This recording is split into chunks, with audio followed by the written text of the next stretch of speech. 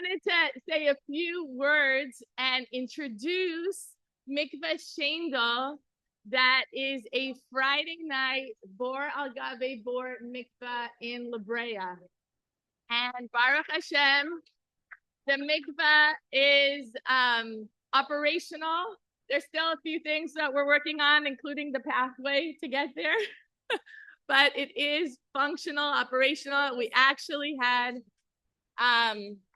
beautiful.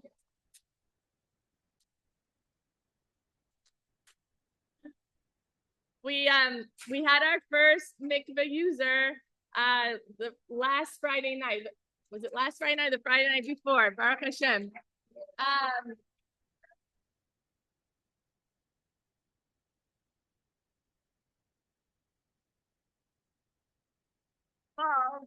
In the creation of this mikvah. But before I do, I don't know if I was late. I don't know if you guys already gave Devorah Leah a standing ovation, but I think we should. So Devorah Leah, once again, you did such a beautiful event, and you do them every year.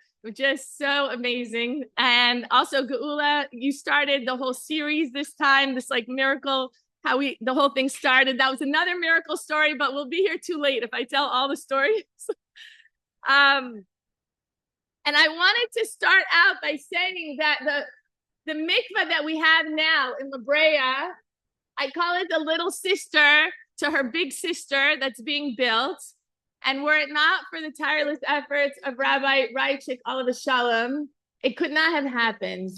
And my friend explained it with a beautiful story.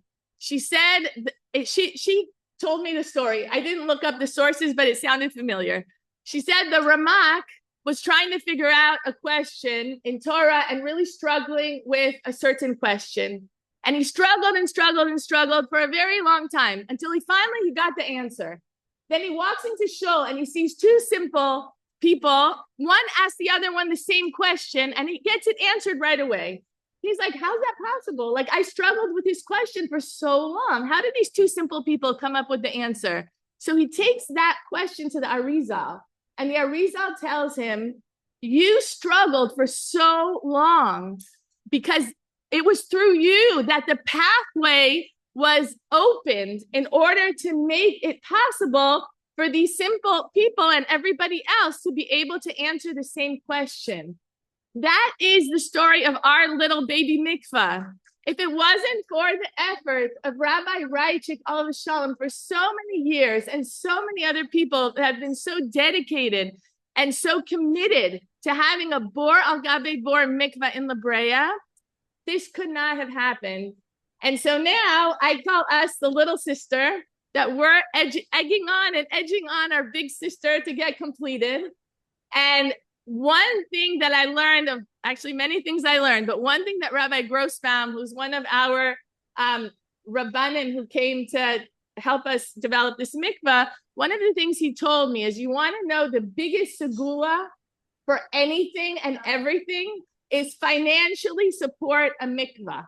Because I asked him when we were pouring the concrete, I said, so many people want to come to this pouring of the concrete. Is there a segula to attend the pouring of the concrete? And Rabbi Grossbaum said, I don't know of any segula about pouring the concrete, but I can tell you the biggest segula for every and any bracha that you need is financially supporting a mikvah. So Baruch Hashem, ours is done. The one that needs the financial support is Rabbi Reichik's mikvah. So we're going to post after the event, we're going to post the link of how everyone can donate to the big sister, Rabbi Reichik's mikvah, and Bezat Hashem, get it up and running. Ours is just Friday night. It's just one changing room. We're there to serve a purpose and fill a need. But the big mikvah is going to have many changing rooms, and it's going to be, amazing. Bezat Hashem. If you have a minute, I'll share some stories of how ours developed. But if you, it's late, you want to go? Yeah, ours is just Friday night. Okay, I'll tell you a few stories. How did this whole thing start? Also, let's give credit where credit is due. Rebbitzin Heck. It's okay.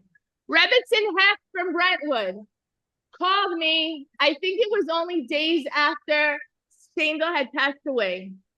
And it was Erev Shabbos. And she said, Malka, that's it. We just have to build a mikvah. You just have to do it in your backyard. I don't care how you do it, just do it. And we need to just do it quickly. The whole community of La Brea needs to have one just to do it. I obviously, the way I'm explaining it is not how she said it. She said it so powerfully that it felt like Hashem was calling me. I can't explain how these words like pierced my heart. And I went to my husband and I kind of explained it the same way. I'm like, I really felt like Hashem just called me that we need to do this mikvah. And I don't know exactly how I explained it to him, but he agreed. Then the next phone call was to the right chicks for their bracha, which they readily gave and encouraged us in this mitzvah. And then it was to my mashpia, who said, yes, of course, you should do it. And then it was to a very special friend of mine who said, you know what you should do? It's Erev Shabbos. Show Hashem you mean it. You really want to build this mikvah? Take a shovel, go out to the spot where you're going to build the mikvah and just make a hole. Show Hashem you want to do it. I said, it's my husband's office in our old garage, and it's hardwood floor. What do you want me to do? My husband said, no problem. We'll take a drill. We took a drill and we made a hole in the ground, showing Hashem Erev Shabbos. We mean business. Baruch Hashem. And it goes on and on, but basically we got all of our permits all of our permits were approved while we were in flight on the way to our daughter's l'chaim. It was just a beautiful timing. My husband handed me the phone and he's like, look at that. All our permits have been approved. Baruch Hashem. Then fast forward to the summer, we finally were able to begin and we start pouring the cement and working on the mikvah. Meanwhile, we've been having these weekly challah bakes. A lot of the ladies here from our weekly challah bakes and we would make challah next to the building of a mikvah. And I have to tell you, it was such an experience to be all together, making challah, saying the bracha, davening for people, right next to the building of the mikvah. And the ladies after making the challah would go and see, like, how's the progress on the mikvah. When my husband goes to shul now, Rabbi Nathanson, Mrs. Nathanson has been very involved from day one and from before day one, right? So also standing ovation to Mrs. Nathanson.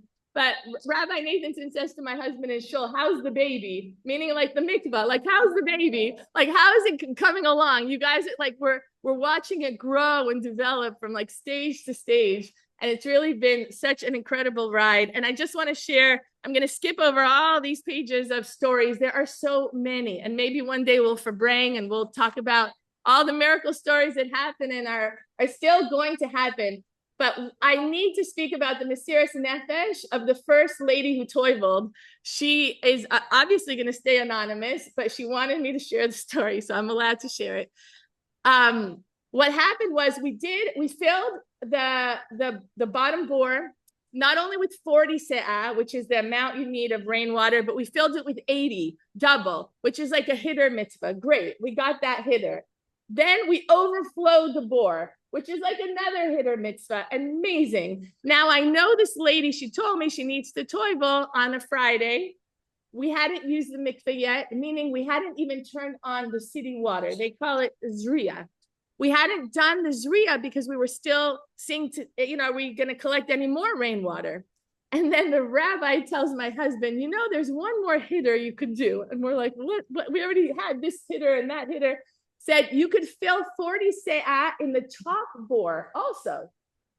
Okay, but I have a lady coming to toivel the next day, and I know it's going to take a while to heat the water, and we never tried our heating system yet. Who knows how long it's going to take?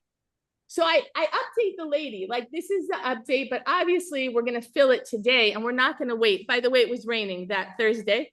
So we're not going to wait another day. And she said, look at the Mesiras Nefesh for the mitzvah. She said, I prefer you go for the hitter than the warm water for me. She said, I don't mind toiveling in the cold water, but I want you to she wanted the hitter.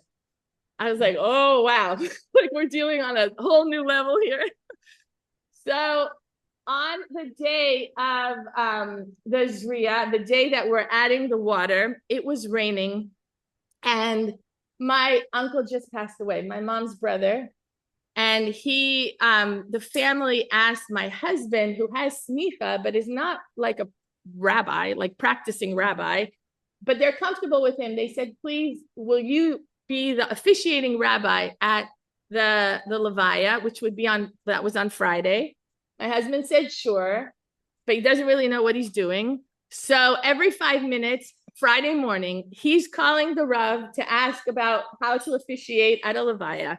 If it wasn't that question, he was calling the Rav about the Zriya and the water going into the mikvah. And the toilet was coming. The plumbers were coming that morning. And so many things were happening. Like we had to have it done for the mikvah, and we had to get to the Levaya, and my husband had to officiate. It was craziness that morning. We left everything in the hands of Rabbi Chazan, who's also been incredible this whole journey. And Rabbi Chazan was going to be in charge to decide when he would do the Zriya, when we're going to turn on the water, when would we get to 40 Seah. And at the exact, I don't know because I wasn't there, but approximately the same time that the water, Rabbi Chazan turns on the water for the Zriya and the mikvah, is exactly the time that my uncle is being, like, the actual dirt, he's being buried. And my friend pointed out, look at what these two elements are doing. Dirt, which is usually on the ground, it does not go up in the air, right? For the Levi, like when you're burying someone, it goes up in the air and then it goes down. And then water, which usually comes down from Shemayim, right, doesn't usually rise up. And here, at exactly like Hashgacha Pratis of the timing of everything, both of these things were happening at exactly the same moment. The two elements are doing the opposite of what they normally do. I found it fascinating. I asked so many people, what does it mean? I finally got an explanation that resonates with me. When you do a mitzvah, you go above nature. And Hashem is showing us that we went above nature. We just were able to see, and Hashem wanted to show us, do a mitzvah, you're going to be able to reach much, much higher than what you normally can reach. Fast forward, it's Friday night. This amazing woman with Mesiras Nefesh comes to Toivel. The water is not warm.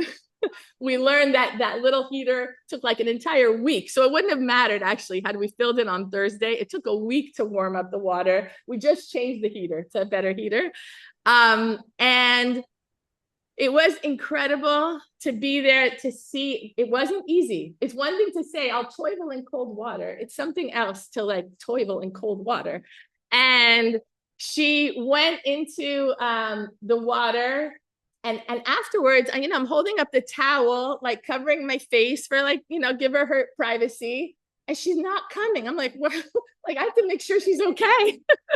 And she's davening in the water. And I had tears coming down my face because the moment we touched the sky, I'm telling you, in that moment, that Mesiras Nefesh, I told her it's her bubby in the ice water, in the ice, in the snow, like the bubbies in Russia who used to toivel in the snow, said that was your bubby in the ice water moment, where she stayed in the water because she felt it. She felt the Kedusha. I felt the Kedusha. And it was something really beyond anything I've ever experienced. And I just asked Hashem, once she left, I'm turning around, walking back towards the house. I asked Hashem, please just give me the ability to do mitzvahs. Because when you do a mitzvah to the best of your ability, you touch the sky. And that's really what it felt like. Like you feel like you touch the sky. Like, it's unbelievable. So I'm going to end with that. And just let everybody know that there is a Friday night for Al Gabe Bor Mikvah in La Brea.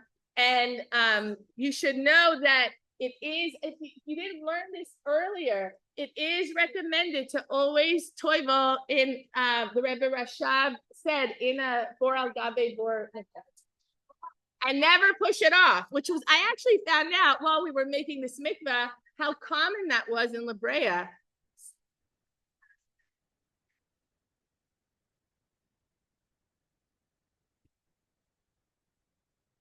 Yes. That Motzei Shabbos, we went to Mrs. Newman's to see her mikvah. Okay, yes. So talking about Asher Chanan Elokim, there is one person in this room that personifies that.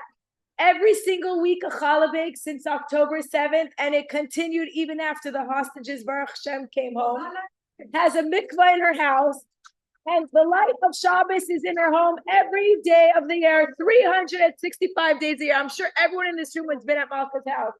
Her house is like Avram Avinu's tent, open on all four sides. Tonight, we have a very special gift for you that is better than any gift in the world. And before we give you this gift, we want to say a few words, a poem. And Mrs. Nathanson over here, who is behind this special gift that we're giving our special dear Malka the Queen, who epitomizes the three mitzvahs of the woman, we're giving you a special surprise. Are you ready? Okay. In the heart of La Brea, a pillar stands tall, a home filled with Torah, with kindness for all. Butel Shluchen, with love they extend, a haven of holiness, where blessings ascend. 15 years ago, with a dream burning bright, at a rest in Ruchni's retreat, one special night, a Rebbe dollar was won, a mission made clear, to build a mikvah for women, right here. Parshas Chayei, a message so true. Sarah Imeinu's legacy lives within you. A desire was spoken, a vision so pure. La Brea needs a mikvah. We must make it sure. Mrs. Sternberg then gathered with heartfelt embrace 3 Rebbe dollars she gifted, each one full of grace. The first came to hand with a question sincere. This is for a new mikvah? Yes, she said, my dear. Years passed with challenges, heartbreak and pain. Loss of our dear Shaindel will never explain. Yet from darkness emerges a tribute so bright. Mikvah Shaindel, a beacon of light. The Butels gave up their office and space, moved out to bring holiness into that place. Their home, a true Chabad house in every way. Selfless shluchim, devoted every way. Parshas Vayigash, history made. The first immersion, the groundwork laid. Now La Brea rejoices with gratitude deep. A mikvah to cherish, a promise to keep. Malka, a queen, by name and by deed, nurturing souls with each mitzvah and deed. A challah bakes warmth, Shabbos candles aflame, with sneers and Tara, her legacy the same. As Sarah Imenu, whose light glows here, as Sarah Imenu, whose light glows above, a woman of royalty, holiness, love. So thank you, dear Butels, for all that you do.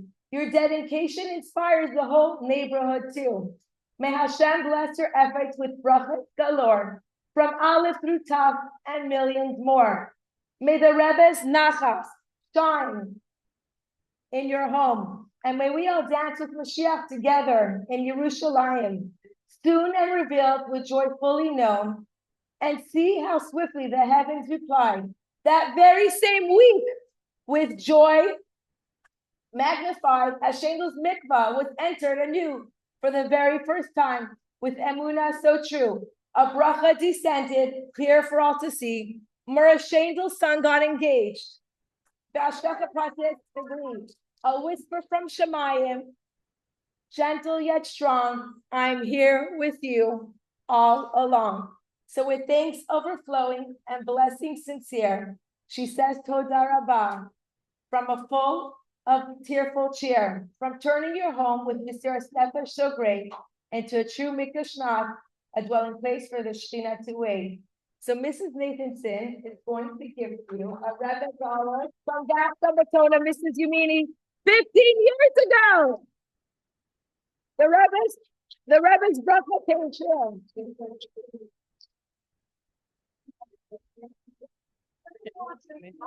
Yes. Yes. Yes. One second.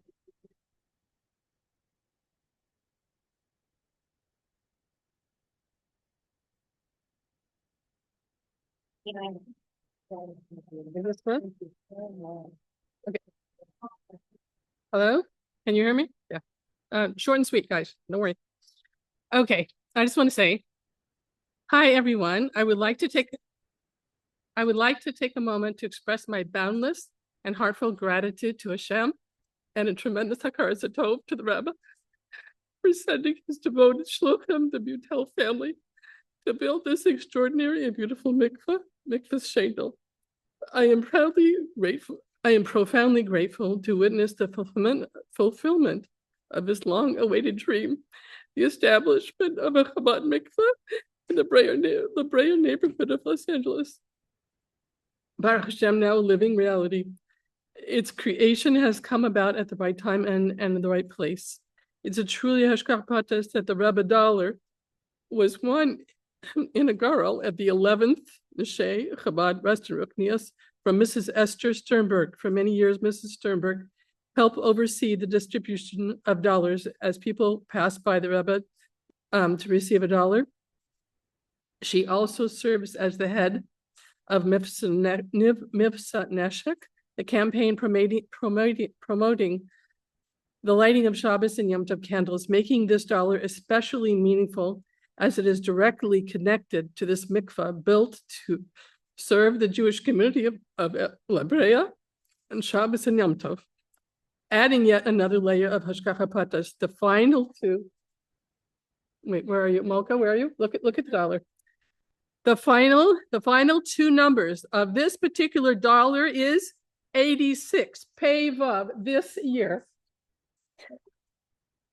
Further underscoring the divine precision of its timing and purpose. Mazel tov, B'ezrat Hashem. We should see continued brachas from this new mikvah.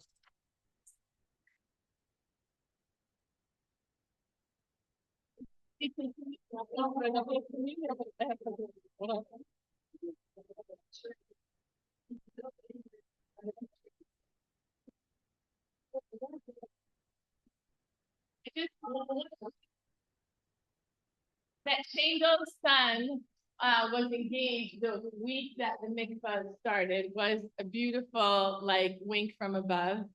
And then we had another engagement from Shaindel's friend's daughter got engaged. And then we heard three more in succession. And each time that we were hearing about these engagements, the woman who toiveled in the cold water texted me and said, "Do we have something to do with this?" And I said, yes. So we have something to do with this? And I said, yes. So with each one, I said, yes, of course we did. So we should just continue to hear good news from everyone. Hashem. Thank you so much, we're gonna do questions, answers now. Does anyone have any questions? Index cards for me to collect? Raise your hand if you have any questions. Yeah, you have any questions? A teacher, her picture is right over there. Mariasha, do you have any questions? We have one question. Okay, so first of all, there's one that says, if I could explain about washing yourself after intimacy, there's no need to wash yourself at all. But if you feel the urge to go to the bathroom, you could go. Sometimes people that have UTIs, prone to UTIs, it could be helpful because sometimes bacteria could travel. And that's it. It was just a little tip or something, but yes, wiping yourself after with dark towels for sure. So you're not seeing anything, a color that you don't want to see. Avoid white towels. It's just easier. They're hard to maintain, the white towels. Take dark, and it will just make your life easier. Thank you so much for having me. I'm really privileged to be here and to see this beautiful crowd, all of you coming out so late. And I'm thankful to Hashem that it's mamish every day that I teach. I'm passionate about this mitzvah, And it's so, so special to see from each color how much I could learn, from each woman how much we could learn, their willingness, their eagerness to keep everything to grow. And it's just beautiful. And we have the power. It's all us. Just like in Mitzrayim, B'zchus Nashim Tzidkaniyah, the woman, the righteous woman, we will, in Mitzvah Hashem, be redeemed, adding light, love, affection, and intention. Mitzvah Hashem. Thank you so much.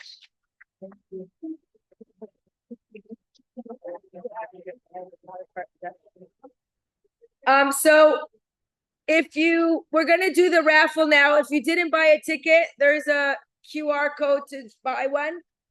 And then randomly, I have some raffle winners based on whoever signed in. So we're going to, Sharona, pick a number between 1 and 46.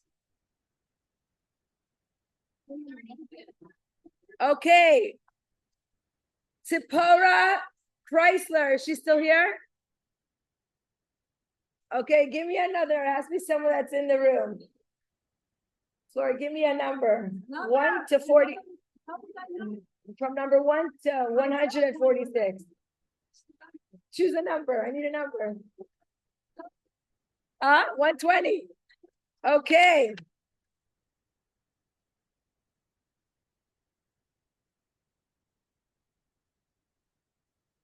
Tali Unesian, where are you? Tali Unesian, where's Tali? Hashem gave you $100 at Pico Cafe.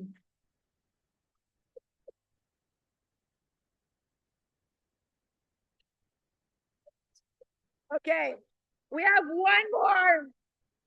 Okay.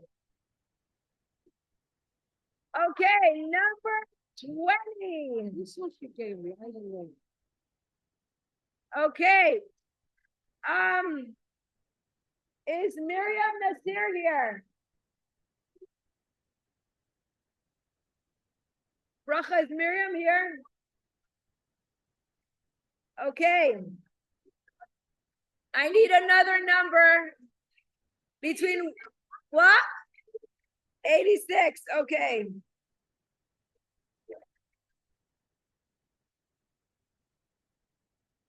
Okay, Mrs. Golnar Khalilian. How did you know? 86 like Malka Mutel. You want a free massage. She deserves it. She made Shabbat Brachait. Made Shabbat food for your own children. Last one, we have one more prize. 86. Stay here, I have to give you a minute. Okay, one more number between 1 and 52.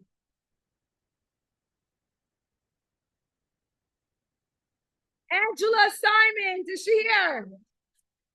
Is Angela Simons here? Could someone call Angela Simons? She won 500 story tapes for her kids. Rabbi Burston, Allahu Shalom. Okay, I need to write it down.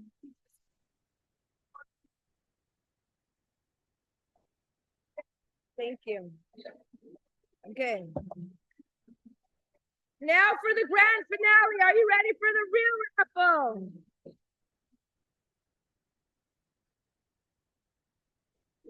No. Now, that was just random from whoever signed in.